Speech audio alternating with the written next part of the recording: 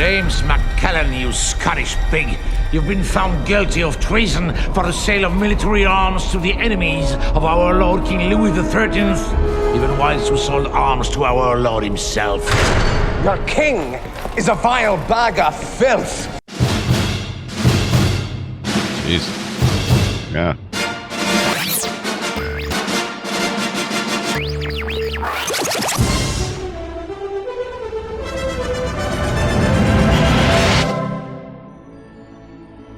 Deploy the sharks. This is Film Sack.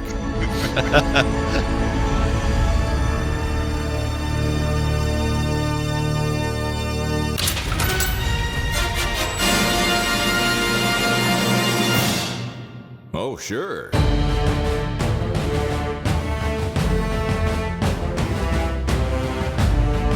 Hello, everybody, and welcome back to Film Sack, or here for the first time. We are mining the very depths of film entertainment for all mankind. Since 2009, I'm Scott Johnson, joined today by Brian. Putting lips on snake eyes was a mistake done away. You must have read my intro. Oh, hi. This week on Film Sack, we really put the bruh in Hasbro's 2009 G.I. Joe, The Rise of Cobra. Yo, Joe! Why you let your girlfriend's brother get killed and start a supervillain club? Because now your ex has done colored her hair Baroness Black and learned how to kick your trash, all while killing my childhood cartoon memories by turning it into a soap opera. Yeah, that's right. Just ride away on your little Indian chief motorcycle in the rain, Duke, like a big wet Tatum poop now streaming down Paramount's leg. Gross. Man, that intro took a turn. Sometimes I don't ride him as much as I fill him. Anywho, Snake Eyes Blackface. You're wrong for that, Hasbro. Less for reasons and more for freaking me out. Randy? The procedure involves 8 needles to the face. Will it hurt? Yeah, probably. It probably will. Oh, man. Back in true form here. Even though you're sick, you're killing it. Nice job. Even though I'm sick, I'm still dragging my sorry butt in here. Let's do it. Now, let's do it. Also with us, we have Randy. That U.S. president sure looks a lot like the last Pope Jordan. Aloha, Scott. Brian. Thank you for being here. Please try to not spend the next 2 hours staring at the scar on my cheek and wondering how I got it. I promise it was something badass. It did not happen when I was 15 and trying to make a risky business TikTok on a particularly slippery floor. It was that video. It was useless anyway because you could see my penis. I'm a tough soldier and so are you. Now, let's get out there and be manly men. You just need to follow my 3 most masculine rules. Number 1, if you're a good soldier, you can just demand to join the most elite fighting force on the planet, and they'll accept you. This also counts for you if you're a good soldier's best friend. Number 2, don't worry too much about the nanomachines that defy the laws of thermodynamics. When they attack your plane, you'll have plenty of time to fly really high or something. Number 3, if all else fails, don't forget, you can defeat the mind control implant with the power of love. That's right. To bring him back from the dark side, someone just needs to give Cobra Commander an engagement ring and some really hot sex. Power of love. Sorry, that caught me off guard. I'm choking on my own drink here. All right. Hey, guys, we're now to the point where I say this. Brian, also joining us, Brian, the greatest enemy of the mech suit is a pot of boiling spaghetti sauce, Ibit. Ooh. Oh, taking a spaghetti sauce to the face. Sure enough, hey, to all of you guys who thought that I'd get to Taylor Swift before I got to Chapel Roan, you're wrong. Go ahead and... That was great, man. Yeah, out of all the guesses, that was not the one. You know what, too? I don't know. Okay, you have to tell me one way or the other, but did you... Sure. Because you were getting over this awful flu and your voice was pretty janked. Did you choose this for its octaves and things? Because it seemed pretty good, like in the middle there. It fit really well. I was an octave below the way Chapel Roan sings it, so I still dropped down an octave. But I recorded this yesterday, and my voice has been my voice has been pretty good since yesterday morning. Like I was able to do this without any sort of roughness. Freaking fantastic! That was great. I don't even like Chaperone music that much. I know I'm alone in this. Everybody loves all this stuff. It's fine. Yeah. It's all fine to me. It's not terrible. I just not into it. But I thought that was You made me like that song a little more. Is that a weird thing to say? Oh, good. It's a little weird to say. No, that's it's a totally fine thing to say. You know what it is? I think she's mad at me. That's what I think it is. Let me explain. I think that she looks like she's pissed at me, and I know that's not true. She doesn't know who I am. She has no idea. But when I see a picture of her, I see video, and she's staring down like a camera or something. I feel like I need to get out of there. I need to move. Yeah. She's got a very Shauna Chalmers level of disdain that she kind of permeates out. Which she should totally feel free to have. It just gives me it makes me go, shit, I gotta go. Yeah. I'm in trouble. I'm in huge trouble. Like you faced. Yeah. I love it. I'll be in Chapel Roan. I want to compliment you for making sense of the song Red Wine Supernova, because I have wondered what that song is about for 2 years, I guess. It's not that old. Yeah. But like, what is it? What is Red Wine Supernova about? I don't get it. Yeah, what is it? I mean, everything but the Red Wine Supernova is a woman attracted to another woman who basically bit her in the neck, and so it's about vampires, is what you're saying? About vampires, yeah. Oh, okay, all right. I'm down with that. I like me some vampires. Nothing wrong with that. Well, that's great. Listen, this film is very far from her, even though you made it somehow close to her, and it is G.I. Joe: Rise of Cobra. Now, you might say to yourselves, wow, that was 2009. That's the year you guys started your show. Yeah, that's true. Think of that. Yeah. Boy, things have changed a little bit. But let's go ahead and play this fake Fletcher and explain more about the film in front of us. On this week's Film Sack podcast, G.I. Joe and the rise of that there Cobra guy. An elite military unit comprised of special operatives known as G.I. Joe, operating out of the pit, takes on an evil organization led by a notorious arms dealer. Go, Joe! Or maybe don't go. Go, Joe! I think we gave it the bot sickness as well, because it sounds. Yeah. It's losing its mind. It's fine. I'm going to watch its slow degradation into just nonsense. Yeah. It's going to be at some point. It's going to hole up in a remote part of Vietnam, going the horror. Yeah. Well, we're talking about the 2009 G.I. Joe: Rise of Cobra, directed by Stephen Sommers, who is famous for The Mummy, some other stuff. But he brings his the mummy here. Yeah, he brings his mummy pals with him everywhere he goes. He's got Brendan Fraser in a tiny role. He's got they've got honestly my chick in the bucket, which I'll go ahead and do. Grab a bucket. Is Arnold Vosloo's character, and not that we don't see him getting tortured and probably killed there, and that's fine.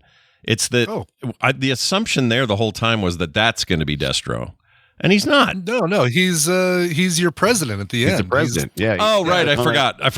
That's right. Because he's whistling. He's whistling at the table. I forgot about that. You're right. And boy, that was actually more subtle than I was expecting. I was expecting we were going to get a zoom in shot of a scar behind his ear or something. Right. Just something to further drive the point home. Yeah. I don't want to be the only person defending this movie in the world, but it surprised me over and over with things like that, where I was like, oh, okay, that's not bad storytelling. That's not bad filmmaking. Yeah, I mean, with the silence after that statement. You laid out a lot there for us to disagree with, but I mean, I don't think it's terrible filmmaking. In fact, I think it's a good time to be had here. I had fun with this rewatch. I saw it in theaters, forgot all about it.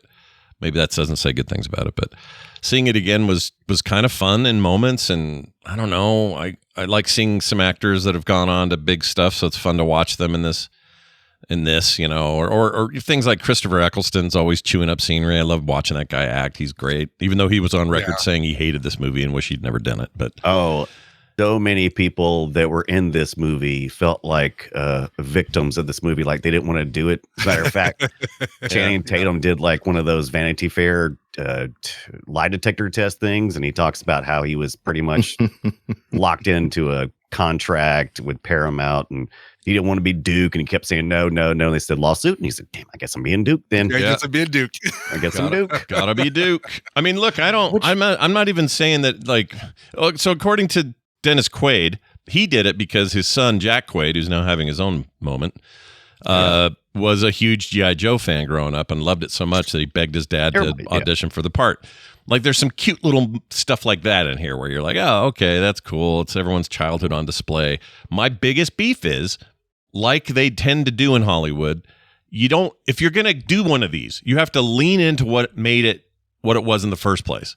You have to either lean into that cheese and go full on and commit to that bit, or don't and do something totally different. And this movie's one of the go halfway. Yeah, and this movie's dancing in the lines, and it drove me crazy. Yeah, let's not forget where we're at in history of theater here. We're just like a few years after Iron Man proved that you could make a good superhero movie, and this isn't far from it. We're right after Transformers.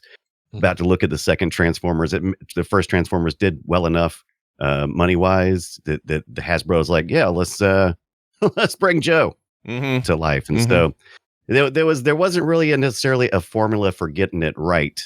And I think that might show a little bit. Sure. I see where, like, as I was watching the movie, I was thinking, oh, okay, so we're going to talk about how formulaic filmmaking works. Like, it's a thing. And of course there's tropes, and of course there's rip-offs. I think there's there's another layer, right? There's a higher tier of tropes, and it's rip-offs. It's like, how close can we get to just recreating Star Wars Episode 4 in certain parts, right? But I kind of also, at the same time, I kind of want it. I want fan service. I want to be spoken to in a language that I recognize when I'm watching a movie like this, right? Right. Oh, I want that were too. You a big Joe? Oh, go ahead. Were you guys big G.I. Joe fans? I was. I came home every day, 3 o'clock after school, 3:30, whatever it was. I would come home and watch G.I. Joe. I freaking loved it. Huge fan. Yeah, the Transformers and G.I. Joe washed right past me. Did not pull me in at all. Hey, that's all right. More for you guys. Yeah, more for us. I mean, to the point that from your childhood, you don't have memories of like the most common action figures, like what their names are and what they look like. I'm aware of Snake Eyes and G.I. Joe himself and Duke. Destro. Oh my God. Well, he's Duke in the movie. I'm just kidding. He was also Duke as an action figure. So this is the part. This is the part where it gets weird, because in the 70s, G.I. Joe was this dude with the mustache who was just like soldier guy. Yeah. In the thing we're talking about from the 80s, which this is based on, Duke is Duke, and there is no guy named G.I. Joe. It's all just these people called government. Was it government issued, or what is it? Government issued Joe, sorry. Joseph, yeah.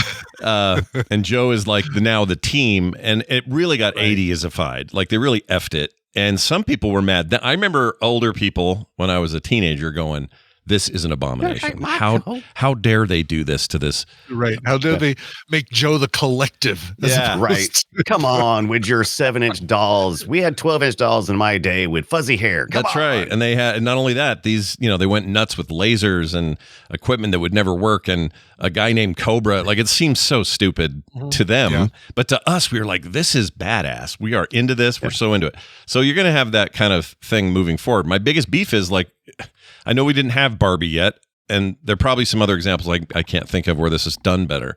But when you take a thing like this, right, and to do it right, you have to lean into what it is, and then find meaning past that. And Barbie did that really well, like so masterfully done. And I know it can be done. I know that G.I. Joe could have been done with the right gloves. It just feels like they're just nervous. Like, well, this needs to appeal to all audiences. It just feels like the suits were involved. That's all. Well, there's also something already with G.I. Joe. There's the action and everything like that. Barbie kind of gets that freedom of, hey, we've got a doll character whose really her thing was that we made several different versions of her in different occupations, different outfits, different accessories, but it's really wide open territory. Whereas G.I. Joe, it's like, well, it has to be action. It has to be some sort of adventure. It has to be some sort of caper. They didn't have as much freedom as I think the Barbie people did to be able to go. Well, they could have They could have went a little less hog wild with the soap opera. I'm like, come on, not everybody has to be related. You know what I mean? Come on. That was annoying. Yeah, no, you have a really good point there, but I just want to put a big but. As a kid, okay, put your big butt in my face. Do it. Yes, I do.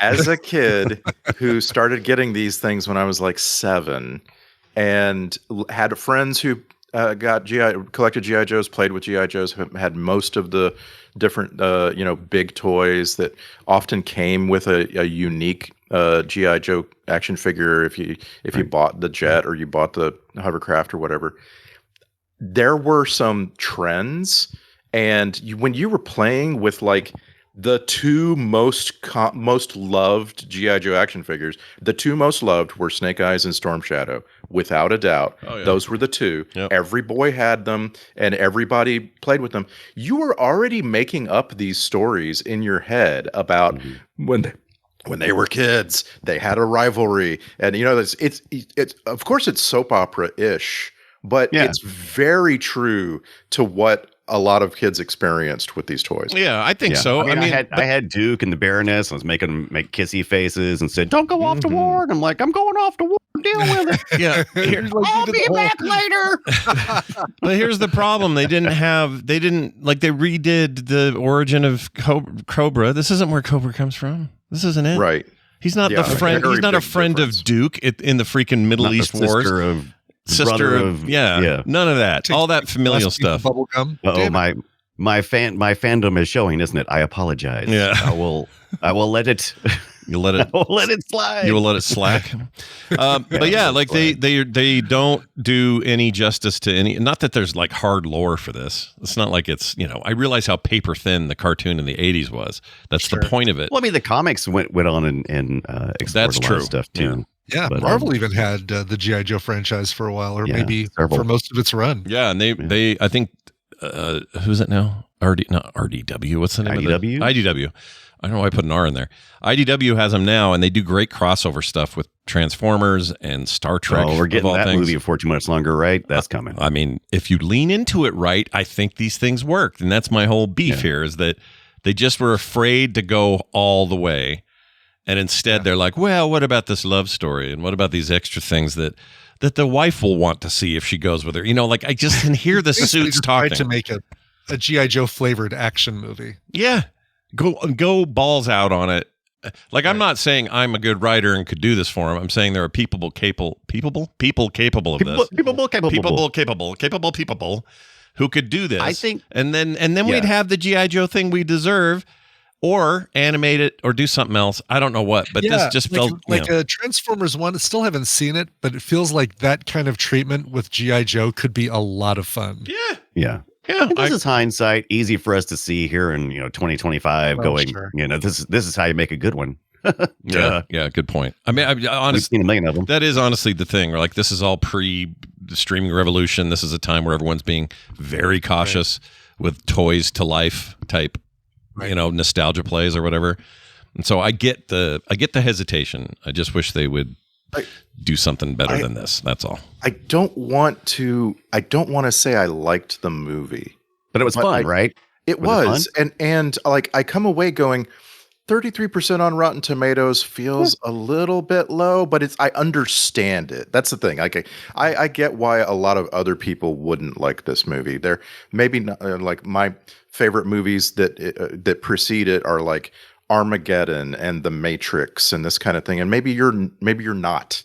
Maybe you just haven't really enjoyed movies like that, because this is flat out a ripoff. It's like I say, it's like somebody was sitting around like, how Star Wars, like, you find out later that Leia is Luke's brother. Mm-hmm. Like, exactly. What if they were the bad guys? Okay, all right, cool. Let's go with that. I don't know why I like a space opera, but not a bland opera. Yeah. Soap opera. I don't know why. Military opera. Soap opera. Yeah, military opera. Well, I think it's because they don't. don't earn it. There's no meaningful connection. Never once did I feel like a lot of chemistry between the two that are supposedly in and out of love. I didn't feel any of that stuff.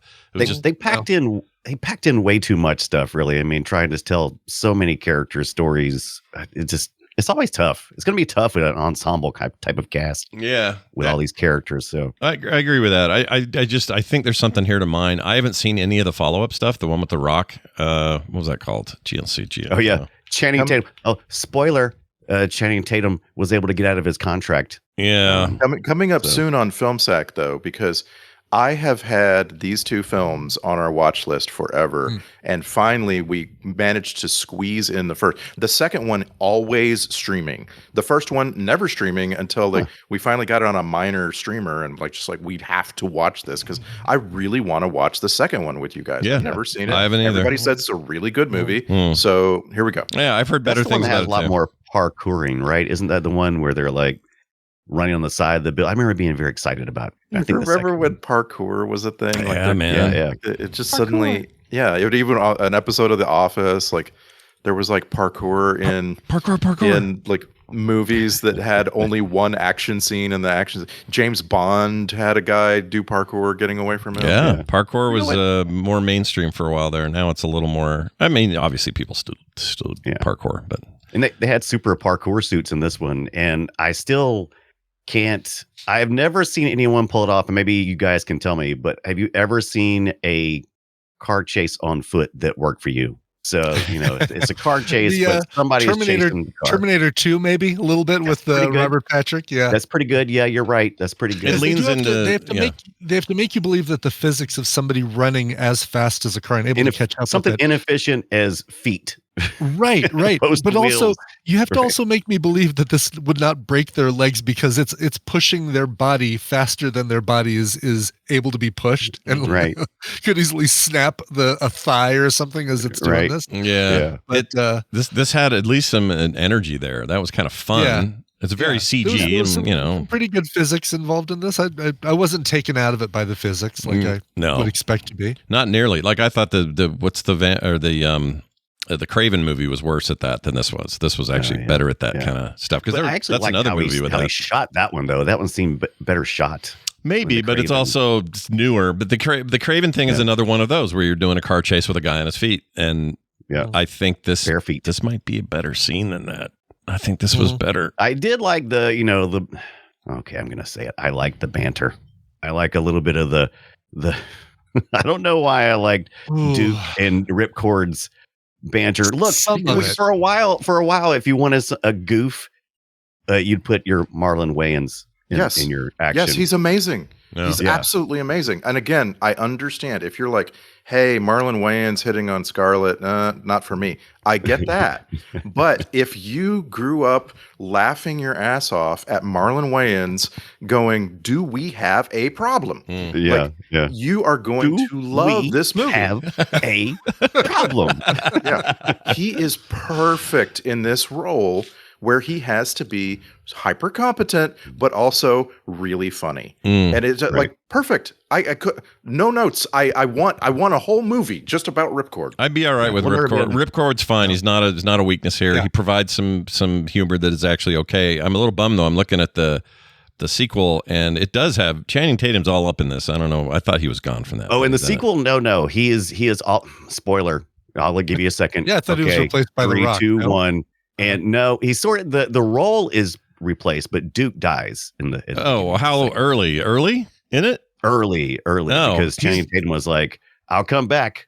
He can kill me." He has second. He's got second credit on this thing. That's wild. I didn't know that. Yeah. Well, anyway, Channing Tatum, I will give any of you $5 if you can name the other Film Sack movie we saw Channing Tatum in. I can do it. I could do it. Shit. I know what it is, but oh my god, I'm blanking on the name of it. I just saw Jupiter Ascending. That's it. It's got Correct. That's it. No, not Jupiter Ascending. Sorry. It's not Jupiter Ascending, is it? It's the other one. Oh no, it is Jupiter Ascending. It was Jupiter Ascending, and it's the most forgettable thing. Yeah, it was bad. It was bad. But Channing, so I'll tell you what happened to Jupiter Ascending. Yeah, I'm trying to racking my brain, trying to remember. I remember watching it. It had what's synopsis or had what's her name in it from Married to 70. Everything I think of, I'm pretty sure was Valerian in the City of 1,000. Oh yeah. That's what I was doing. That's what I was doing just now. I had those two movies. They're basically the same movie, I think.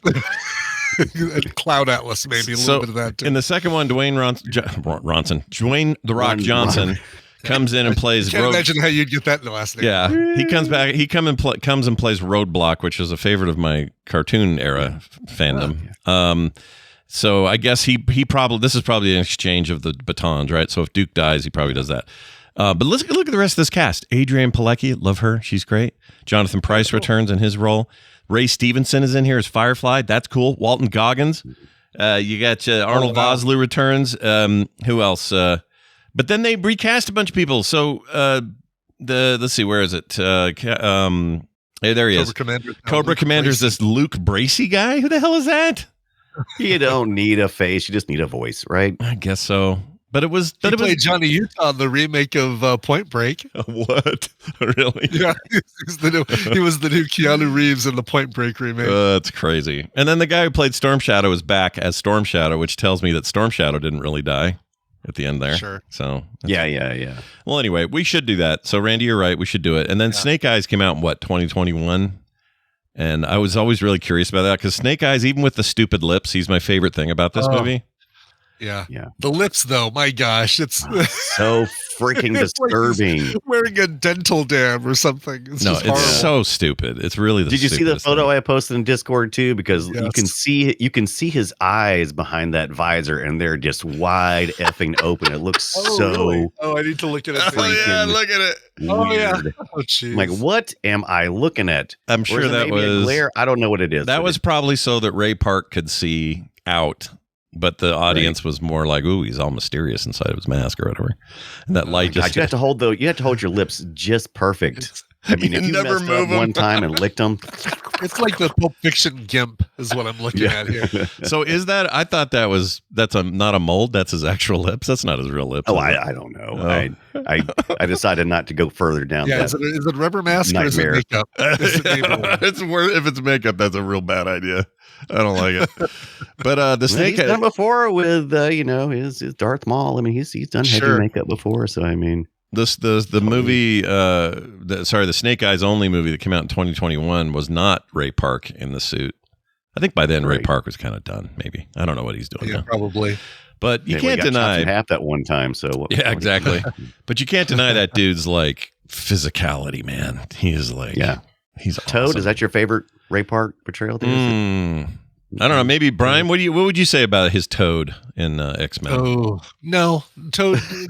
It's a very bad Toad. Toad needs to be way more verbal. In the comics, member of the Brotherhood of Evil Mutants. He's kind of like he and the Blob kind of go back and forth with their bickering at each other. Yeah, their quips. Yeah. So, no, Ray Park it was unnecessary to have Ray Park as the Toad. I kind of agree. I don't think it was very good. Darth Maul, absolutely the best person for the role. Yeah, he was great at that. Good at most of the time where he was doing stunt stuff and all that. But these lips were a mistake. It was a bad. I had to look and see what they did as far as the face for Snake Eyes, the movie. I don't understand. Just put a plain old face. Yep. Yeah, he's got a mask. I mean, he always wears a mask in the cartoon, in the comics. He always just wears a mask. Just give him a freaking. None of the toys had lips. No little Snake Eyes lips. Not that I ever recall. I would have threw that thing against the wall if I had. Well, if they did, it would have been for this movie because the cartoon never had him. It was just a ninja suit. I'm not even sure it was like a helmet. It was more like a silk or soft material, like Snow Shadow guy or whatever. Because it was Ray Park's moves in the movie. Did anybody else get a feeling like this is a little bit of a ripoff of Duel of the Fates from episode 1? A little. Like you tell they're paying a little 10-year homage there with connecting the two swords and fighting them dual. Like you said something. Like going from one level to another, like jumping down, pushing each other. There were just like ways that, and the music that was playing at the same time was just a little bit. I just couldn't. I don't know. I couldn't get over that feeling. There was a bit of that, for sure. Yeah, I mean, but look, I'm down for. I guess what works for me still, even as a kid now. What works for me is ninja fights. I'm in. I like it. Works for me as ninja fights. Yeah. And when they're doing, and even when they're stupid, like I'm throwing stars and you're catching them and throwing them back, and I'm saying dumb stuff like "Today you die." I mean, I love that shit. It's great. Yeah. So that to me, that's the moments of the movie that really worked for me as a nostalgic kickback. The rest of it felt like dressing to make modern people think this is all fine. That's what it felt like. What didn't work for me was Storm Shadow's. His fidget spinners for throwing stars. Throwing star fidget spinner. This fidget spinner. Oh, was that a thing yet? Was fidget spinners a thing by the time we got there. That's it just a felt really like, good point. I don't know what to say about I think Fidget those. Spinners came later. You but think so? Okay. Yeah. Oh, that's a really good question, because I remember, man, in the 2010s, we had a ton of those that we were giving away for TMS. So Okay. that I think Maybe was so. peak. Yeah, I think they came out a little bit like his little fidget spinner might have been very early on in the Prototype. in the craze. Yeah. Well, good for Snow Shadow or whatever his name is. Yeah. Is that right? Yeah. All right, Storm I- Shadow. You know, Storm Shadow. Yeah. yeah. Can't believe I'm Eccleston- directing. I know. Right. Well, I mean, now you've caught up on the material. You basically Sure. it's just, Exactly. and that's maybe the Yeah, I point. have Maybe that's where I need to back down on all this and be less critical, because it's not like there's great canon to the G.I. Joe universe. So why do Hold I on care? a second. Yeah, go ahead. I just have to know, Brian Ibbett, Yes. how much of an impact did Robert Remus as Sergeant Slaughter make on your childhood? Like zero? Is there a Zero? Is there Oh my God. None. on my childhood? Like how I've already told you that I wasn't even into the GI Joe stuff. So But this was the ultimate crossover. Sergeant Slaughter was everywhere. Yeah, but you Sergeant weren't really Slaughter into was- wrestling either, though, right? Like you yeah, I weren't. wasn't into wrestling He either. was So collecting Love Boat action figures. Yeah. that's right, exactly. I was like, oh my god, they came out with a new Gopher with he's wearing a kimono from that one episode. Yeah, with the gopher grip. yeah. The Gopher Grip. The Gopher Grip. Gopher grip. I mean, look. Oh, I did like the reference, by the way, to Kung Fu grip. I felt like Oh, being, yeah. Steve Rogers is saying, I understand that reference. Yeah, there was a few of those. It was the one of knowing is half the battle stuff, and Yeah. what was the other one? She said, "Oh, these are some real American heroes" or something like that. Oh yeah. Yeah. It's like, okay, Yeah, I get the little Easter eggy nods to the audience. I get all those, and for what it's worth, I had fun watching this movie. I don't think it was great, but I did enjoy it, yeah. even though I wasn't ever into GI Joe action. There are way worse movies to see. This is fine. Yeah. Did we really need to travel to the 1600s to set up Destro? Oh, I don't even understand what the whole setup Okay. of that was. Okay, so Christopher Eccleston's great grandfather Mhm. Right. Sure. got an iron mask because all he wanted was liberté for the people. Right. And that caused him, apparently that guy somehow survived that brutal life-ending torture. There's no way anyone would survive that. But somehow he survived to have children, and those children produced Christopher Eccleston's character. And, so It's really just was, a way of saying, hey, here's where he gets his money. and here's where he gets his genetic memory of somehow turning the world into what he wants it to be. Yeah. Okay. They got like a family motto in their house they've been passing down for generations. Yeah. Yeah, it's a lot. Don't get caught. It's a lot of. You got to put your brain aside for that stuff, because it's just like, come on, you're not really that interested in this. And by the way, you don't even have to heat up that mask. You can just put a mask on someone that's made of 20 pounds of iron, and that will change their life and ruin it. Yeah. You I don't don't have want to come you scream don't have like, to- Yeah, but I guess it is there's an extra layer of mean if it's hot. That would really hurt. But here's the thing. I had this all wrong in my memory, because Arnold Vosloo was born to play Destro. I will die on my grave with this fight. he's pretty good. He should have been Destro, and the fact that they made him not Destro is a huge mistake. First of all, because Eccleston's not coming back to be Destro. He hated this movie. He didn't want to do it. And he's not a good pick for Destro anyway. You need a big, tall, imposing, bald guy to get the face got him right problem and turn it all to metal, and now you're Destro. He should have been Destro. This is a huge mistake. They should have, what they should have done? They should have had Eccleston get turned into the president, because then it won't matter. He's now a different human. He's been converted to a different genetic makeup, so he'll never have to show up as Christopher Eccleston again. And it's problem solved. So I still stand by my chick in the bucket, because he's Destro. He shouldn't have been Xantar, or whatever the hell they gave his name. Is it right? Is it something like that? That's not the casting was a little confusing, because and Channing Tatum was like, I guess when he read the script, he was like, oh, I don't want to do, but I wouldn't mind being Snake Eyes. And they're like, no, you can't be Snake Eyes. And it's like, but yeah, I can. Everybody wants Watch to be. me. Everybody wants to be. Yeah, watch me, because he was a G.I. Joe fan as well. And let's not forget that Joseph Gordon-Levitt is just too small and uninteresting to be Cobra Commander. Right. I do love Joseph Gordon-Levitt, but I didn't think that played well. We sacked Inception, and I thought he's fantastic because he has to wear 3-piece suits, and he looks great because he's a tiny man. Yeah. He looks so good in that movie, but he's not this level of like scary, and it felt very much to me like they were using someone else's voice after he transformed and not his own. Yeah, like it's just full agreement. Full agreement on that. I don't think it's great. Like when he's being all slinky before it's revealed that he is Cobra. It's fine, maybe, to have a psycho doctor guy. That's fine, I guess. He's so emo. But also the gasping and growling when he takes his mask off, like, yeah. Was there ever a bigger letdown than his transformation? The beginnings of him becoming Cobra Commander he was a soldier that broke into a lab. That's it. That's all we get. That's it. He met a guy. He met a guy in a lab who was making some secret serum. And we're like, and now he's going to be the ultimate villain. Yep. What? That's no good at all. No, it's bad. It's a horrible origin. That story over entirely. Garbage origin story. And I do like the fact that those two are real life pals. Him and Tatum are big buddies, and they hang out all the time. So them getting to work in a movie together, that's fun. I was trying to keep that in mind all the time because I was like, this is bad casting otherwise. Well, it's good for them. Yeah, that's great. That's good for them. As an audience member, right. Real quick, a side note that it just hit me that I cannot believe this is the case, but G.I. Joe Retaliation, the second movie, 2013, the one we will watch with The Rock and everything, directed by John M. Chu.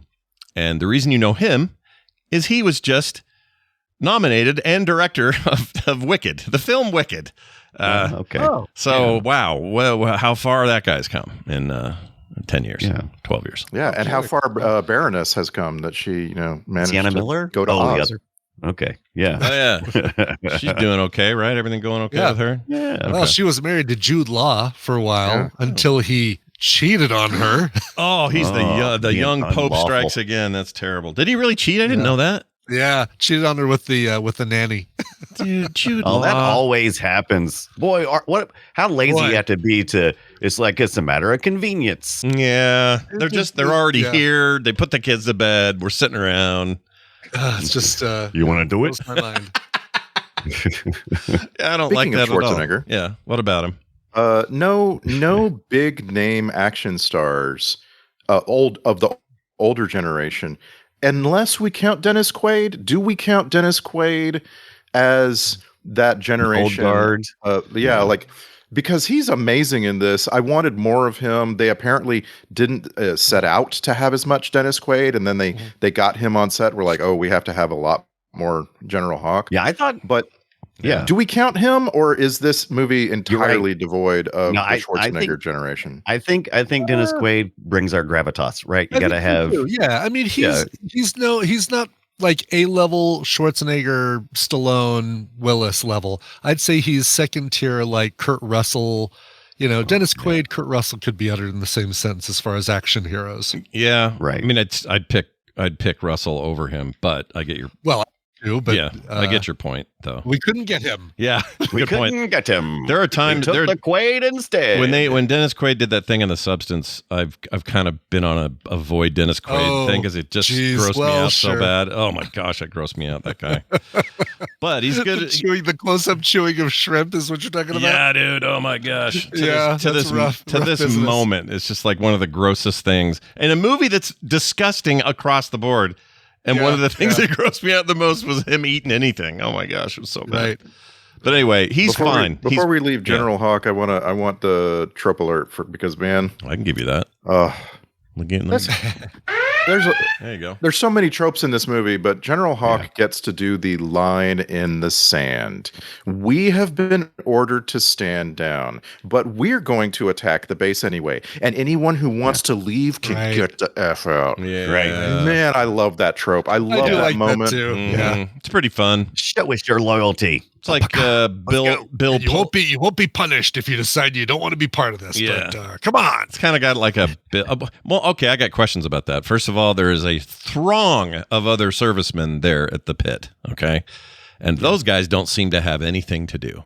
All they do is cheer for him or stand resolutely when he says, if anyone doesn't want to do this, let me know. And just a bunch of randos who have no real role in the movie are all very stoic. Yes, we're staying with you, sir. And then nothing matters for them until the end when they're going, yeah, woo! And I'm like, you have a staffing problem. It's 2 minutes. The last 30 minutes of the movie, there are so many competing little subplots, and one of them is just there are 200 Joes in a submarine. We get glimpses of the submarine. That's it. We get glimpses of the submarine, and we are told repeatedly there are 200 Joes in a submarine, and I'm supposed to care. You're not gonna show me the Joes. You're not gonna give me any. No, no. Yeah. Instead, they show you the crappy CG. I'm sorry, but the ship CG in this movie it's pretty bad. Good. Yeah. I wonder why that is, because again, the mech suit stuff looked pretty good. Often there'd be close-up stuff that was pretty good, but anytime like a vehicle like underwater, or even the snowmobiles look like utter shit when they would pull up and they would before they got out, or the drills through the side of that building. That was some Lawnmower Man bullshit there. I loved that there was a snowmobile that had one heat-seeking missile on it. Yeah, I think all of them had heat-seeking missiles, but only Snake Eyes was smart enough to not sit there and gawk. He knew what language he knew what language he had to think in to fire the missile. Unlike the other ship where you had to yell Celtic or whatever, I guess Scottish phrases for fire. That was stupid. Can we admit that was stupid? Oh, he assigned these ships with this magical gun from that one Schwarzenegger movie. The only way to fire it is you have to yell something in some ancient freaking kilt wearing bullshit. Gaelic. Come on, Celtic, whatever it is. But I just want to hammer on this. There's a snowmobile, and it only has room for one heat-seeking missile. So when Cobra launches the ICBMs, you drive that snowmobile out of the base, and you hit the red button, and it fires this one heat-seeking missile. Okay, we just saved Shanghai. Now, guys, go get the other snowmobiles and drive them out. Like, are ICBMs really so fast that you can't shoot a few more down? Apparently, I know what they were doing. Apparently, that's the thing. But I don't know. Like, it's easy to nitpick, but again, I never nitpick when these movies just lean in on the absurdity. But instead, this wants to anchor it in some truth. It's like, well, the relationship or the familial connection, or he was my best friend and her brother, and you're trying to get me there, but you can't get me there through the veil of stupid. And stupid is fun. It's a fun time.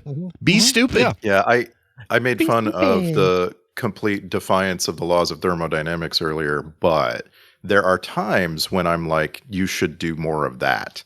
Because like when Cobra forces show up at the sand base, they come in ridiculous mole machines.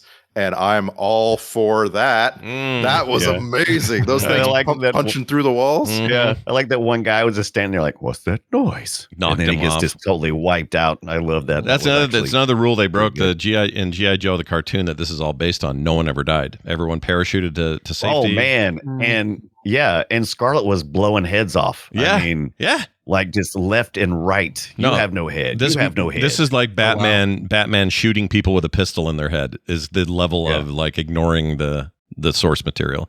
And maybe that you need that. I don't know. It would have been silly perhaps if everybody just survived everything, but that's how the cartoon was. Lots of lasers, no death.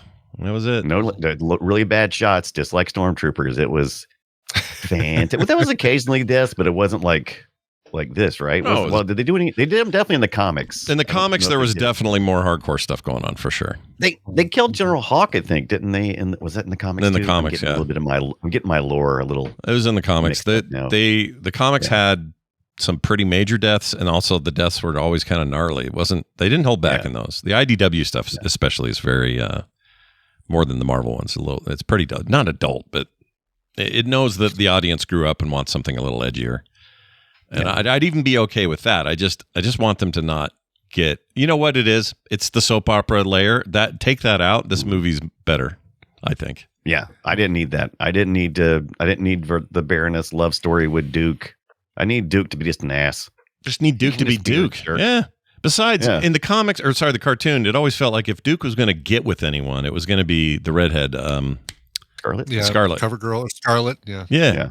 Why mess? I mean, it's fine that she likes the white chicks guy. What's his name? Marlon Wayans. White chicks guy. White chicks guy. He was one of the white chicks. I love right? how your brain works. It's beautiful. I can't remember, but anyway. Gee. Oh, I do know when my eyes rolled though. I was trying to think, when did my eyes roll really hard? Because one time I had I had a fever while I was watching this, and my head was killing me, and it hurt when I rolled my eyes. But they were following the bad guys to the city of France, or the city of France. They were driving through France, and I was like, and they said, "Oh, where do you think they're going to attack?" And I'm like, "Gee, I don't know." Maybe the Eiffel Tower. Are there any big monuments? Like, it seems like they argued for like a couple minutes about, are there any big things that they might attack? Yeah, right. That was Where silly. do you think they're going? Oh, the Eiffel Tower. Yeah. Yeah. It was. Get on with it. I wonder why they, well, whatever. It's a movie. It is what it is. See, this is a problem. You start picking it apart and you realize, oh, wait, we're talking about G.I. Joe here. What are we doing? Now, who's the guy? Who's the little French guy, the Moroccan guy? We've seen him in other movies. He's not in the main credits here. He reminds me a little bit of the guy from The Boys. Yes. But I don't think it's him. Like Frenchie from The Boys. Yeah. But I don't think it's him. Very much that vibe, right? Saeed Tamagul. There he is. We know him from the Wonder Woman movie. Maybe.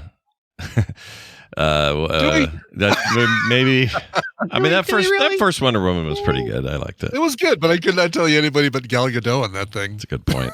So yeah, I did laugh there though, because they were like arresting Joes and kicking them out, and nobody was upset about not being able to come back to Paris or whatever, and he was like, "What, Richard?" Right. Oh, I know why he's familiar. It was right before this too. He was in Lost. He was Caesar. Remember that? Oh, really? Yeah. Or Cesar. One of the Dharma Initiative, right? Yeah, it was only 4 episodes in that series, but I remember him from that. He's just a cool looking dude. I like him. I do have one. Go ahead, Randy. No, you go. Me go. No, you. Okay, here we go. All right. You know what I hate? What? You know what I hate? I hate in every one of these stupid Marvel movies and any of these sci-fi movies, they put people in stand-up prisons. I'm like, you can't lock up somebody for eternity in some stand-up prison isolated in the middle of a room somewhere. That's just dumb. If you're gonna lock someone up in like someone truly evil like that in a prison, right, you have to make them visible at all times. Why would you put a curtain over them? Pisses me off every time. Now you don't know if they've escaped. Mm-hmm. Yeah. You have to. This is why prisons in sci-fi movies are always made of plexiglass, because then you could see the bad guy and know that he's still there. Mm-hmm. Yeah, that's a good point. Really never thought of that before. You're right. It's absolutely right. I also wrote down here best. By the way, I had to look and see. Caesar was part of the second flight to go to the Lost Island, the one that landed on the Hydra Island runway, and Ben Linus shot Caesar. Oh shit!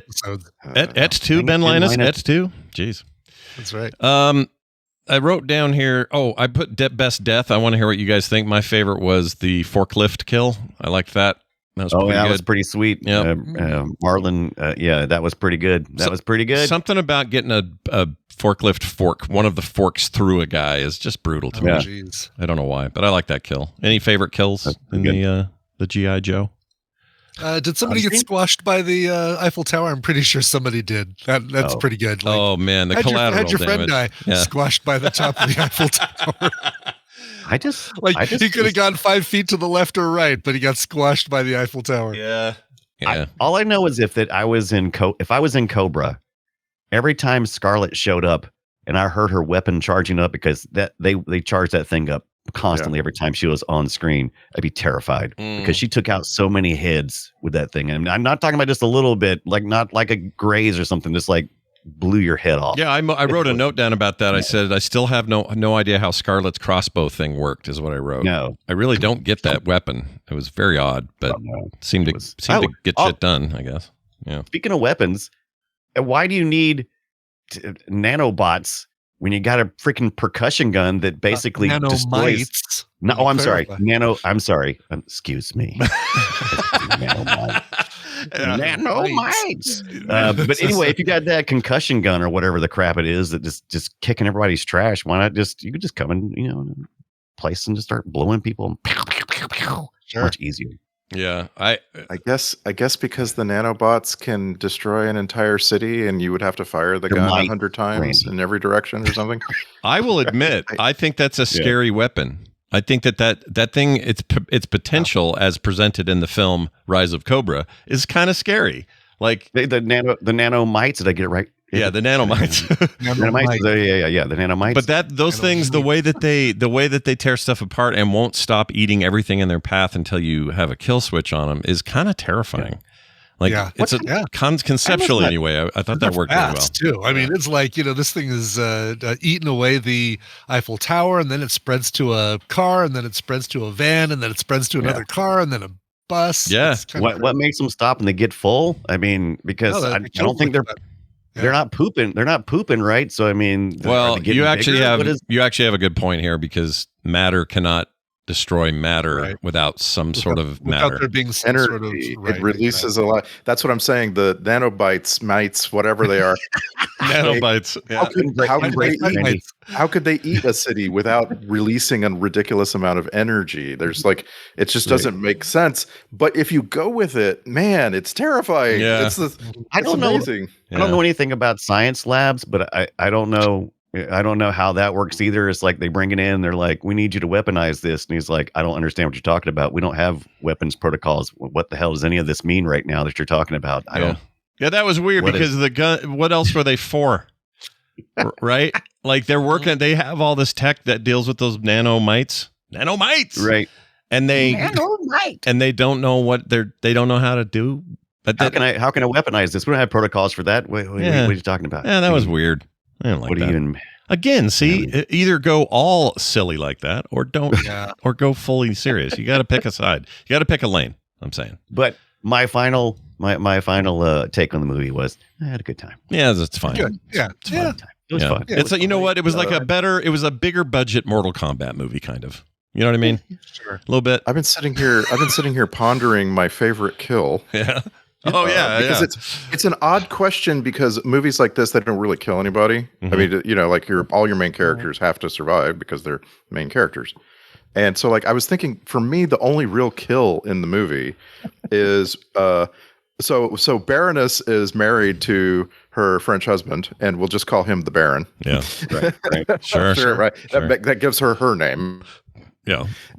And Boston. Oh, no. And she goes home and she kisses him and then tells him leave her alone. Mm-hmm. And then Storm Shadow shows up, right? Yeah. And you're like, oh, he's here. Well, I guess he's here to kill the Baron. Right. Like, it's just so obvious what his purpose in he's got a thing for her, she's got a thing for him, she's married, they got to knock off the husband. Yeah. And then he eventually does. And I thought that was a really great kill, because it established just how powerful he is. Like, he's just a human weapon. Oh yeah, he's awesome. I really like that characterization. It's over the top ninja bullshit. I love it. But there was always kind of this question of like, he won't kill women. Okay, is that going to have fruition? Not really. Didn't really get like we didn't get really a satisfying like, oh, he finally pulled away because it was a woman he had to kill. It's just a thing he's talked about. It's like saying, I don't know, it'd be like the Terminator going, I like tuna fish, but then never talking about tuna fish again. You know what I mean? Like, why did you bring it up? Why did he say it? Yeah. Why do they foreshadow something that never gets fully, maybe that's the chick in the bucket, I guess, the plot point, but I don't know. Did I miss Cover Girl? I'm looking at the cast here. Cover Girl was in it very briefly. But was she the one that got stabbed in the back?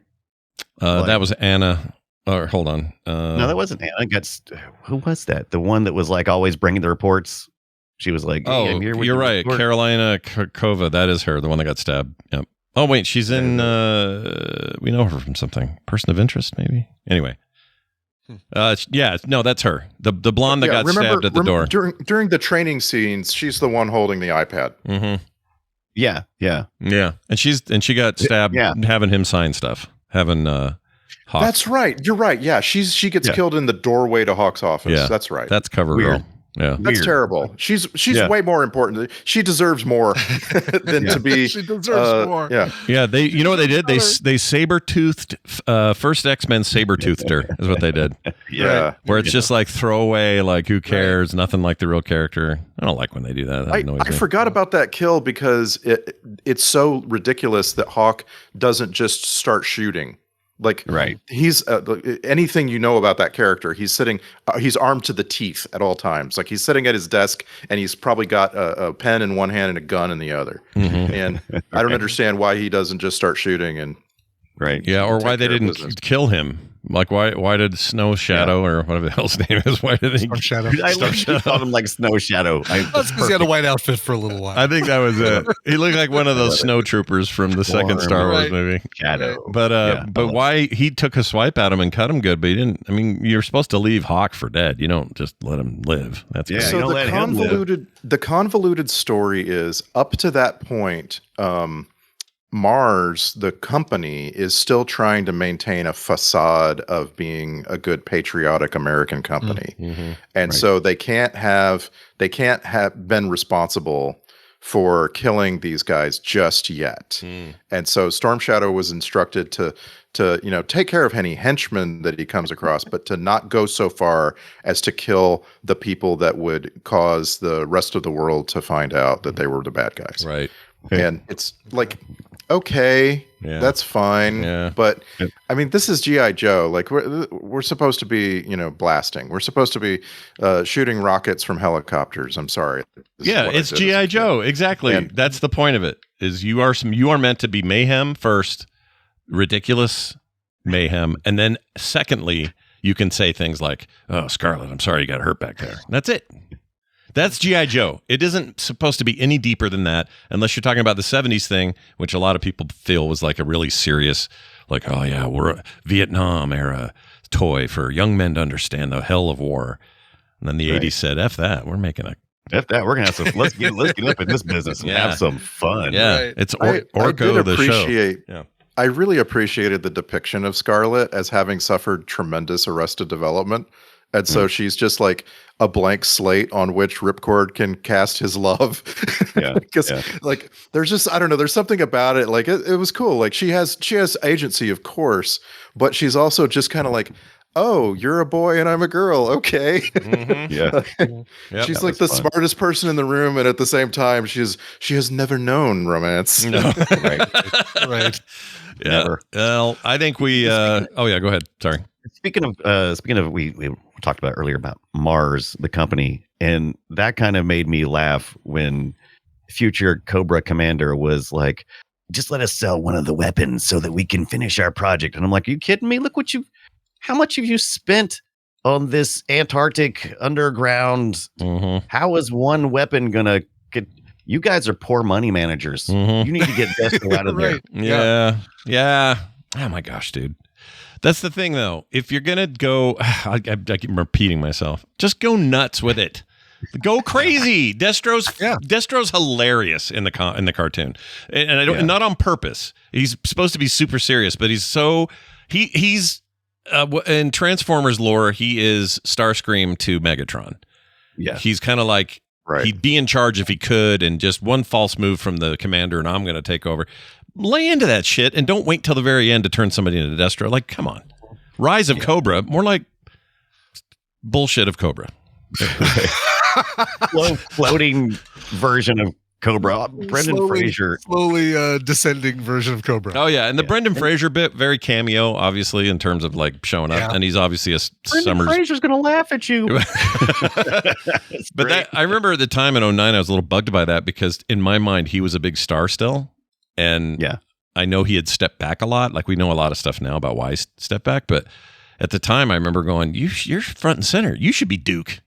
What are we doing here?" I mean, I would have loved a Duke. He would have been a great Duke. Yep. Oh, dude. Yeah. Or just hear me out and think about it. Sergeant Slaughter, he could have been to put a big fucking mustache on him. Sorry, put a big old mustache on that guy. You're passionate. It's fine. I am. The Boston has finally gotten to Randy. Yeah, that's right. Because he played Lieutenant Stone. Lieutenant Stone's fine, but he's a kind of a nobody in the top tier. He's got a flat top. Sergeant Stone. Sure. Okay, Sergeant Stone. I just have me looking at it at a time like I know. I promise you the box that he came in says Lieutenant Stone on the paper. I promise you. Yeah. And Lieutenant Stone is the thing you know of him is he's got a blonde flat top. That's it. Yeah. That's all. That's all anybody knows about that character. He's got a blonde flat top. So Brendan Fraser, who cares? He's just going to show up and that's that. Like make him a character that we actually care about. Yeah, that annoyed me. Yeah. I wanted more out of that. And it's because I had this predisposition then that he was still a big deal. So why are you just barely having him in your movie? And at the time, Channing Tatum, whatever, Magic Mike, he didn't seem like a big deal then. I really like him, by the way. I think he's fine now, especially now. He does some really great roles, but this is the era of his career where I'm just like, okay, muscle boy. I don't give a shit. And another get thing. him again in the next Marvel movie as Gambit, like That's continuing his Gambit character. Rightly so. I thought that was great. Oh, for sure. Yeah, he's been begging. Another for it.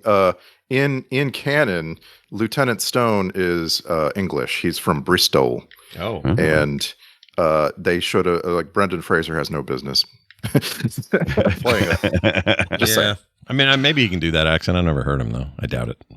He's Encino Man, and a big whale-like guy. All right, let's do some clips here. I've got some clips to play, and boy howdy, are there fewer than usual because there just aren't like like big, bombastic things to say. I was in this thinking movie. about that as I was watching this. Like, this is gonna have some. It's gonna be really hard to pull clips for this one. Yeah. So. Well, here's Cockney Man to start us. If it weren't for us, you'd be out there with the rest of your boys. We haven't talked about him. He's this actor who I like. If I find him, Adawe.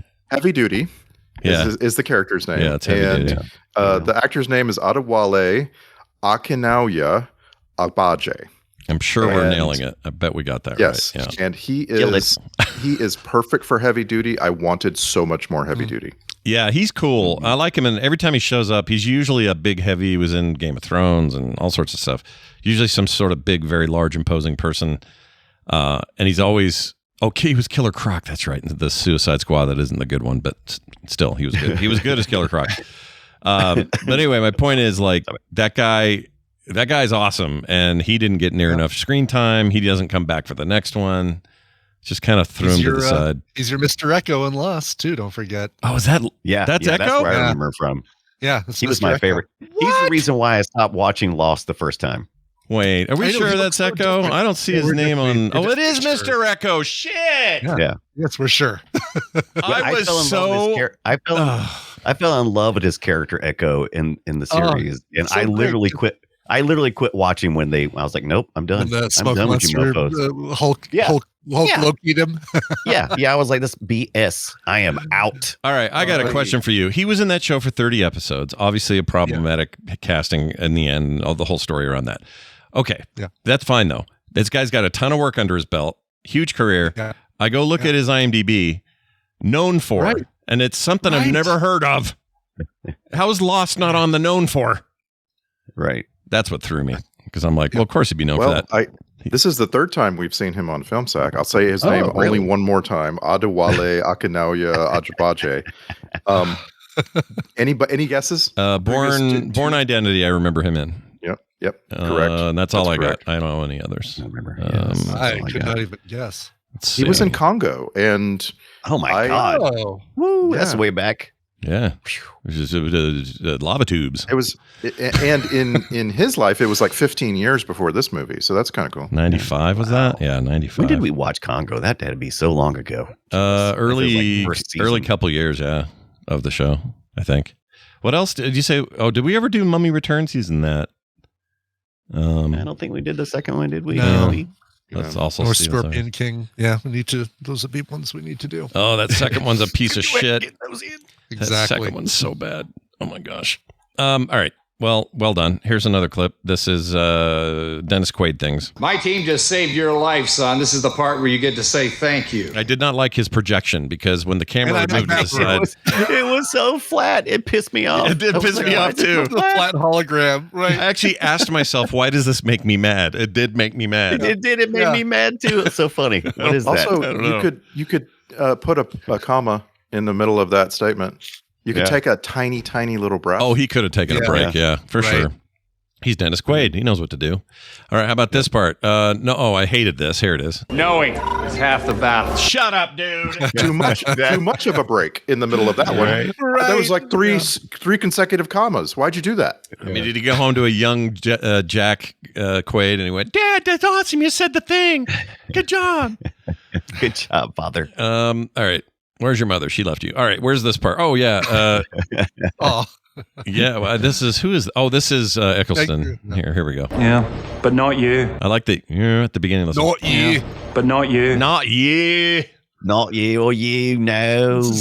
Groundskeeper Willie impersonation. I've been doing this for the whole movie. Didn't I warn you? Great. The easy part. This is supposed to be the easy part. Oh, he is really fired up early on. Yeah. The Steve Jobs of this movie. Here's another one. It had to be NATO's fault. Oh my gosh. Okay, Scrooge. Thanks, Scrooge McDuck. I don't know. It went full Scrooge We get McDuck towels there, for the faces of all the people that he's acting with, please. Thank you. That is Scrooge McDuck. I want to play it again. It had to be NATO's fault. Oh my gosh. He's yelling at Huey, Dewey, and Louie there. It's crazy. Yeah, and it's the saliva coming through the F sound. Yes. Mm-hmm. And the T's, too. Yeah. Let's see. Arnold Vosloo appears. American politics. Governors, senators, congressmen. No wonder nothing ever gets done. Boudreaux.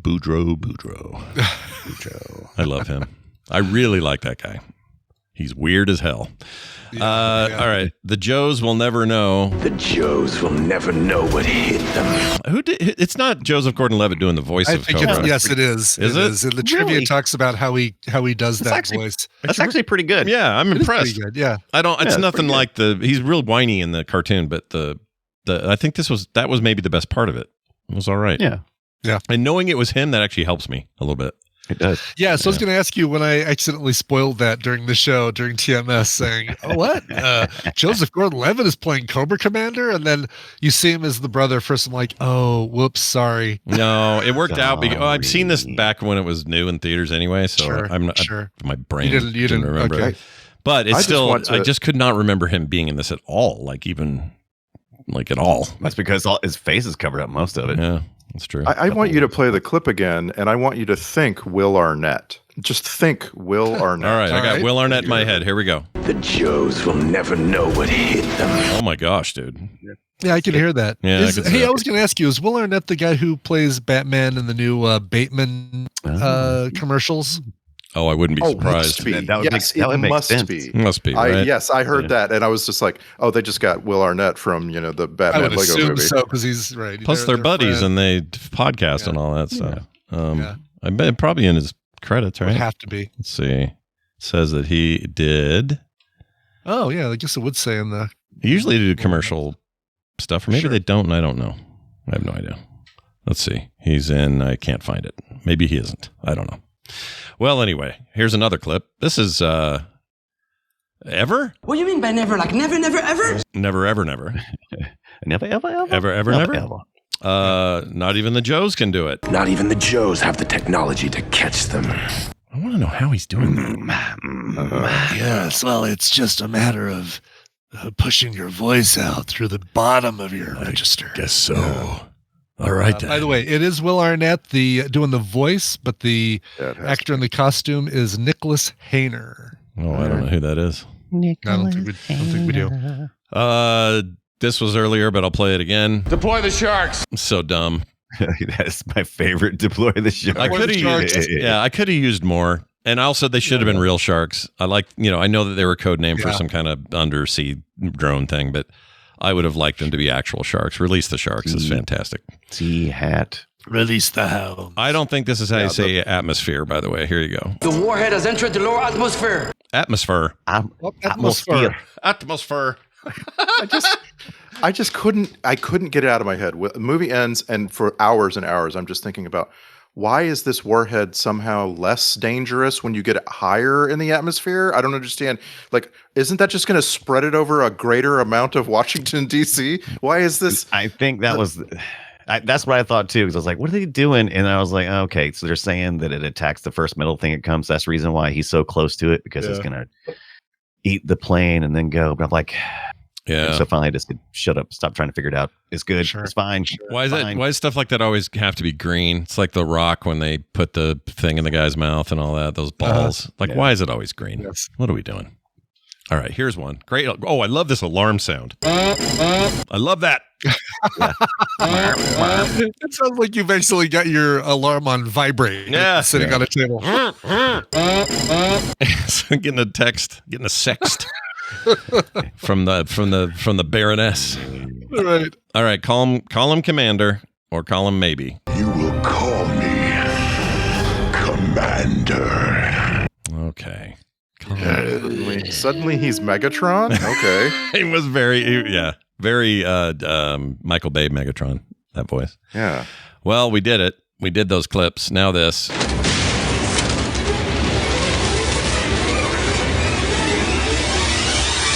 It is the Film Sack checklist. Girl v. girl and ninja v. ninja fights. Check. That's good. We like those. Yeah, I thought about that too, because we didn't mention the matchups. They always made sure that the fights were fair, right? Yeah. Cartoon did too, so I appreciated that they did that. You don't want a guy beating up a woman. No. Nope. Can't have that. Fish robots. Check. They were in there. That was cool. Yeah. And Snake Eyes helmet smells like bacon bits. Check. That's just an assumption. Oh my God. Just imagine what some of the insides of suits and helmets must have smelled like. Oh my gosh, dude. You're peeling that face mask off of poor Ray Park, man. Oh my gosh. Oh yeah, and they're under the sea for a lot of it. They're under the ocean, so it's like scuba smell. Stanky. Yeah. Yeah.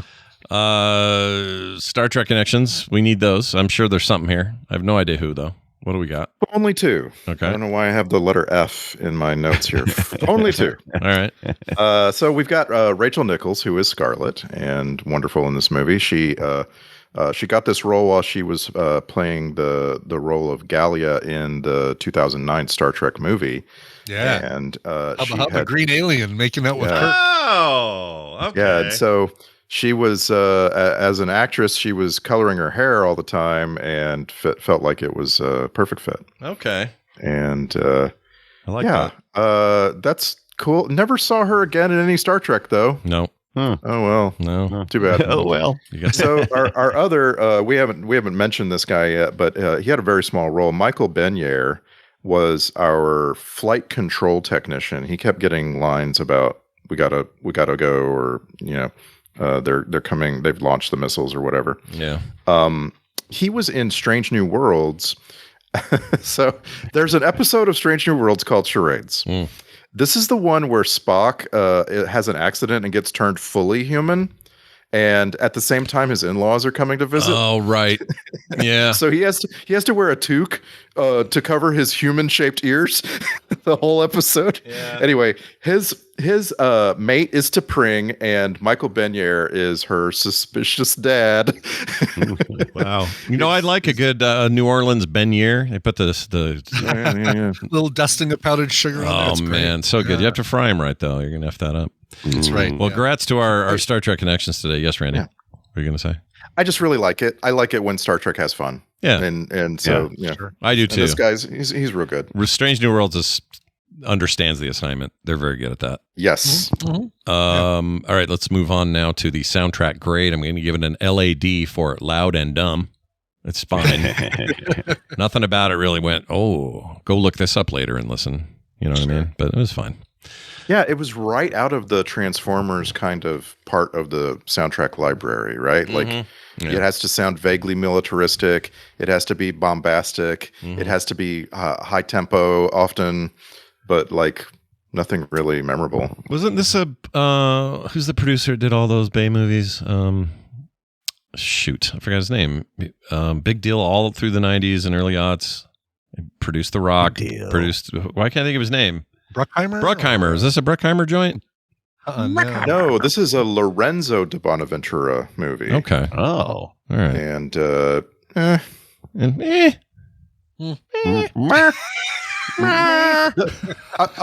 give you the music was by Alan Silvestri, and it's competent. It's good. I happen to say, there wasn't. What else are you gonna do? I mean, I'll tell you what else he could have done is he could have taken the G.I. Joe theme and riffed on it, and that there was a decision made to not do that. Yeah, why didn't they do that? It is a little Pictures did produce Transformers and Revenge of the Fallen. Actually produced Dark of the Moon. Oh, he's the new Bruckheimer then. Extinction, Transformers: The Last Night. Yeah, all of them are produced by De Bonaventura Pictures. So, oh wow. You know what's weird? So it fits. It all tracks. This is a little bit weird. What is this? Okay, I just found some trivia that makes no sense. Rise of Cobra has one piece of trivia that I don't understand. Edited from Black Hawk Down, 2001. What does that mean? What? I don't know. Maybe they got some. When they were okay. Footage. Sorry, I know what it is. Yeah, and you're right. When they were running through what looked like East. Or they said this is East Africa, where they show the backstory of Joseph Gordon-Levitt getting blown up in the building. That footage of them running through there and having explosions was taken from Black Hawk Down, which apparently is owned by the studio. Yeah. Okay, that's cool. That's fine. That happens. You need your B-roll. I get it. Did we? I know we talked about Snake Eyes. Did we mention Ever Vigilant, which is the third sequel to this that's been announced? No. Yeah. What is that? Also produced by De Bonaventura. It's going to feature Wild Bill, Barbecue, General Flag, Doc, and Keel Hall. Look, shit. I am all about Wild Bill, so that is I am in. Okay. Is there a poster? No, not yet. It looks like it's still pretty early. It's just still very early in development. You think it'll feature Norton's Internet Security? Is that going to be? I was so annoyed by that. Oh, really bugged me. They really drove that product placement home, didn't they? Yeah. What a dumb one to do, because that's not going to hold up over time. Like, and the Cisco security panel. Come on, man. Yeah. Garbage. And last year at CinemaCon, they announced a crossover with Transformers, which do we call that G.I. Joe 5, I guess? Trans-Jofers. Yeah. I don't know. It was supposed to be so much, right? Because they were going to have Rom the Space Knight, Mask. Oh my God, I want Rom the Space Knight so bad. And freaking Micronauts, and then the whole thing kind of got the shared universe got scrapped. Yeah, I'm the most excited. I've been so much better. I agree. There's a better timeline where all that went through. I want to see it. Yeah. And it might all be shit, but we don't care. It's our childhood. Let's go. I mean, Rom Space Knight. Okay, I mean, come on. so having put it that way, and knowing that you just watched this movie, it wasn't that great, but the next one is supposed to be very good. How many weeks do you want before we sack the second movie? 1 million. 1 million weeks. Could we do? Let's see. It's available now. You were saying earlier. It's always available. That's the thing. Like for years and years, we could have sacked the second movie. We should do it the 4th of July weekend. Oh, I like that. That's good. Okay, I like that. That's great. Give us a little time. Yeah, and if it's always around, then we're pretty safe on picking it. I like that. Sure. That's great. Okay. Done. I'm going to get to the social media posts now. This is where you guys sum up things. And however many characters you want, there's no limit. You do what you want to do. Well, you know what? That's not true. 280. I'm locking you in. That's just how it is. But we are going to do things a little different. We're going to shake it up this week and start with Randy. G.I. Joe, The Rise of Cobra. Everything comes down to infiltration. We need a master to enter this location. There will be lasers and pressure plates. We'll have to send in a silent snake. Eyes. Careful now to defeat this bracket. You have to... Or you could just stab it. Stab it. I kind of like that scene. I did like that, yeah. It was dumb, but Ray Park was doing Ray Park shit, and it was fun to watch. Yeah. Nicely done. Let's move it over to Dunaway there. Oh, G.I. Joe, The Rise of Cobra. Knowing is half the battle, but good CGI should be the other half. Come on. Yeah. Hashtag like 8 needles to the face. Yep. Plus it was a rough year to have mediocre CGI when Avatar was out the same year. Yeah. Everybody. Did you know this is, by the way, so it was almost not Tatum. It was almost Sam Worthington, but he could not decide. He was having a hard time deciding. Should I do this Avatar thing or this other thing? And decided on Avatar, which is probably the smarter move. Good choice. Yeah. Yeah, and heavy duty was almost common. Yeah. And like that's cool. I'm down. Yeah, I like Common and stuff like that. I like Common a lot, actually. Commonly Maybe great. a little too much. Hey, bro. Yeah. He's all buried in a silo. Yeah, he is. He's really good in that show. Hey, let's move it over to Brian Ibbett. G.I. Joe, Rise of Cobra. You all right? Everything good over there? Everything fine? I forgot that I start with the title. I was going to go right into my post. G.I. Joe, Rise of Cobra. 500 Days of Bummer. Oh, that's good. That's a good reference. I like it. Well done. That means that we've got very little left to do except for the alternate titles. And these are important because this is what the movie was almost called. It was almost called Magic Mike and One of Those White Chicks Joined Government-Issued Joseph. I was too long. It was too long. So then they did Spy vs. Spy Ninja Edition. Or as I wrote, Nina Edition for some reason, and I meant Ninja. Anyway. Nina Edition. I think we need to make sure we watch White Chicks for Film Sack is what Scott's been trying to tell us. Is that what I'm hinting this whole time? Just trying to get it out there? Okay. You just really want to watch White Chicks. I don't think I've ever even seen it. I just know Marlon Wayans. I know I've never seen it myself. I've seen parts of it. It seemed like it was going on forever, and I was like, okay, I gotta watch something else. It's probably didn't hold up, if I had to guess. I was so glad with the runtime of this movie. I was terrified going in that it was going to be really long, and like it was just right. It felt like the pacing was okay. Yeah. But again, I was looking at it from little kid eyes, like, I just want this. I want these battles to go on forever, and this kind of thing. Like, I could understand if 2 hours was a bit much for some people. That was Snake Eyes' name when he was training as a kid. Little Kid Eyes before they changed to Snake Little Eyes. Kid Eyes. Yeah. That's right. Oh yeah. I noticed he had two little dots. The kid who played him had like two little moles on his cheeks. Is that how he got the name Snake Eyes? Oh, that's hilarious. I don't know, because it isn't. Why else would you call him Snake Eyes? You know what I mean? Right. He's not coming up with ones when he rolls his dice, because that's bad luck. So my guess is they came up with names first and then worked a story. Probably. Yeah, we're talking about G.I. Joe in the 80s. Why am I even asking? Yeah. It's so dumb. Why are you asking? I will tell you this. I don't understand. I was told I didn't appreciate all the backstory because I don't need all of my bad guys to also have a reason for being bad guys. But I kind of don't blame Storm Shadow. Over here busting his ass, and Master's all like, yeah, bring in the thief. And then I beat the thief 100 times, never says a word, and the thief beats me one time, and he's all like, good job, Snake Eyes. Yeah, but murder, I don't know if that's the answer. You know what I mean? Yeah, I think he should have just tried to kill. I think you should stab it. I think that's some good advice. Yeah, just stab it. His stabbing was great because you hear him way up the hill go, and they all go running up there. Not much of a master, is he? All right. Here's a guy to voicemail. Check this out. Voicemail, voicecast.app/filmsacks, where people send these. And this is Nick G writing in. We're sort of excited, I think, most of us anyway, about Predator Badlands coming up soon. Ooh, very much so, yeah. From the director of Prey, Dan Trachtenberg, old friend of the program. And here's what Nick G has to say about that very film, Prey. Hey guys, I just watched for probably like the third time the movie Prey, and I think that is something you guys should definitely sack. I know adjacent friend of the network, I don't know, I know Scott knows him through Kanata or someone, but directed by Dan Trachtenberg. I just saw the trailer for Predator Killer of Killers, which is an animated show, and then the trailer for Predator Badlands also just came out. Both look sick. If I take my nostalgia boner pills out of it, I actually think Prey might be better than the original Predator 2. It's just such a good movie. Great cast. And then actually the only place you can watch it in Hulu, they have the version that is in the native tongue, which is just a trip to listen to as well. Love the show, guys. Yeah, big fan of Prey. Yeah. And I would also I would put Predator 1 and then Prey after that easily. 2 is not great. 2's no, and I'd put Prey above Predator 1 for me. I really, really liked. Like, Prey can stand on its own really, really well. Yeah, it's a hell of a thing.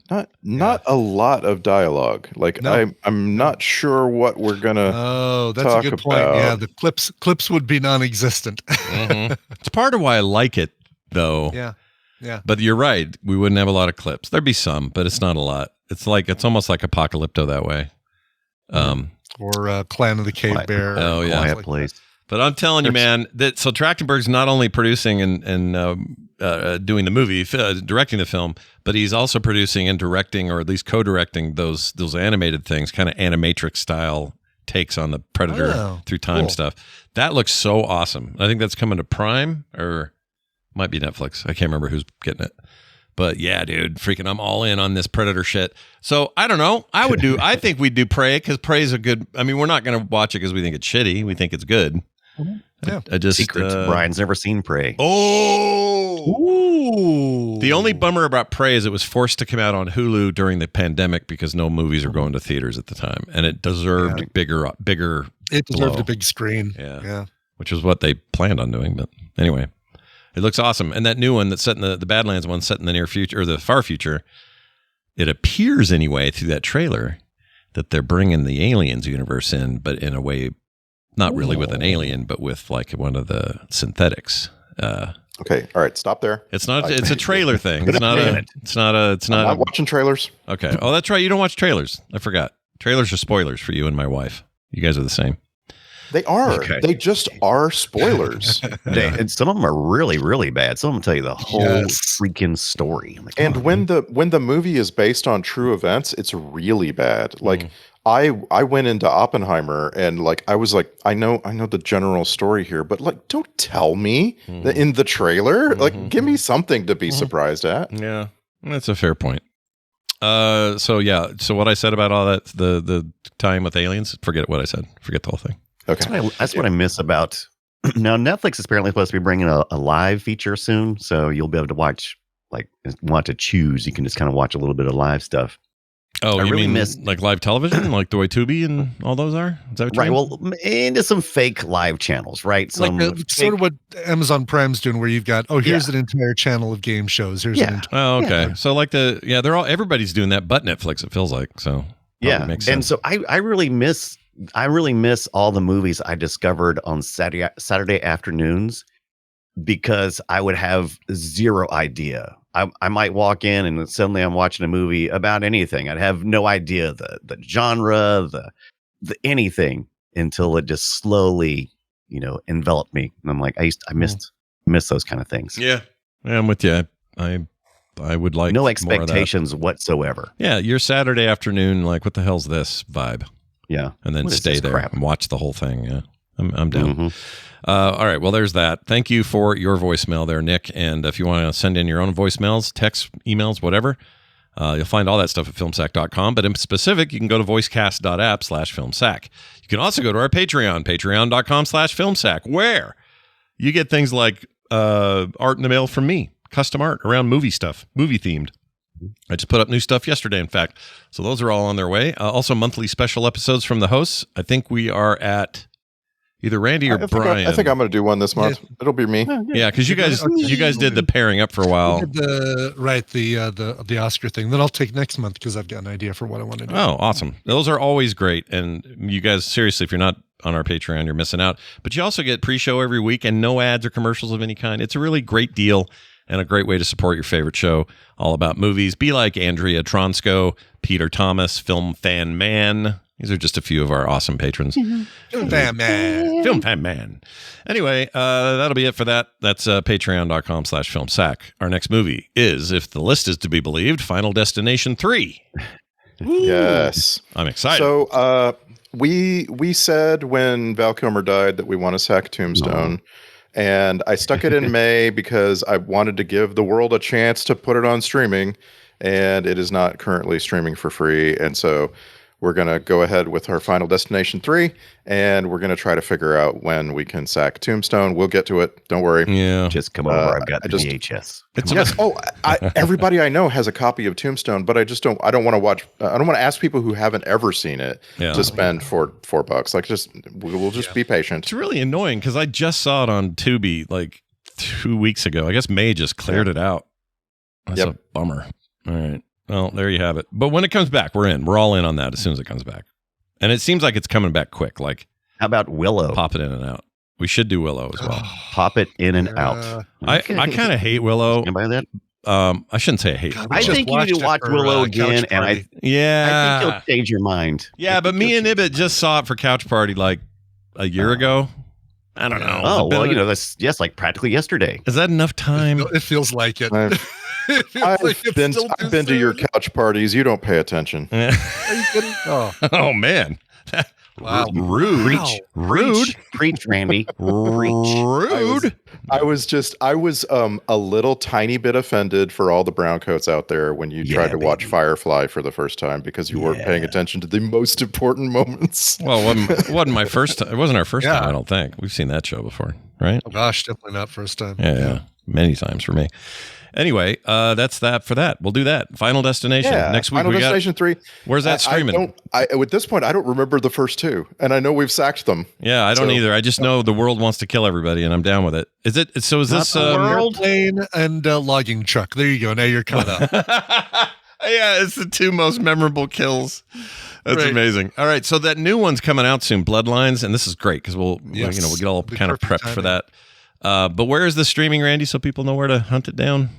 Hell if I know. The hell if I know. Brand new service, streaming now at hellifino.com. That's a really good streaming service name. I like that. Right? Elefino. Elefino. Yeah, you could have a little elephant as the logo. Oh, man. We could compete with our friends over at Good Reels or Real Good. Is what I meant to say. So Final Destination 3 is primarily on Max, and then it's also available to you if you have any pairing bundle of Hulu and or Disney. Oh, all right. So I have both those. That'll be great. Well, next to Mickey's Great Adventure, then watch Final Destination 3. There you go. All right. Well, that's going to do it. Wasn't this like one of the better ones? Didn't it this is more highly regarded than most. Yes. I think. Yeah. But if you look on Rotten Tomatoes, they're all solidly together. They're clustered in the 40s.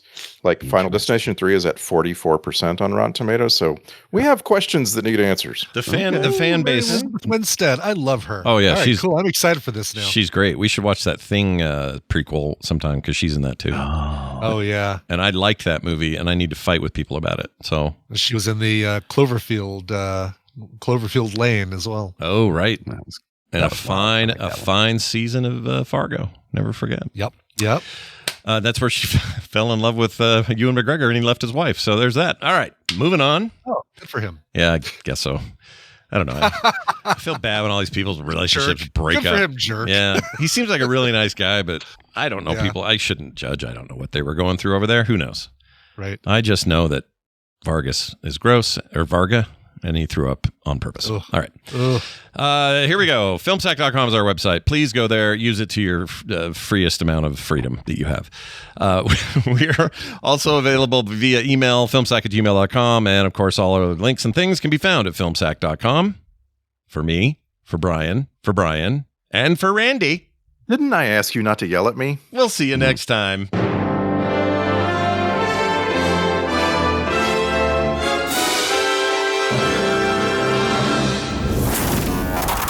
Hello, I'm a tailor, and your pant size is frog. You're always welcome at frogpants.com.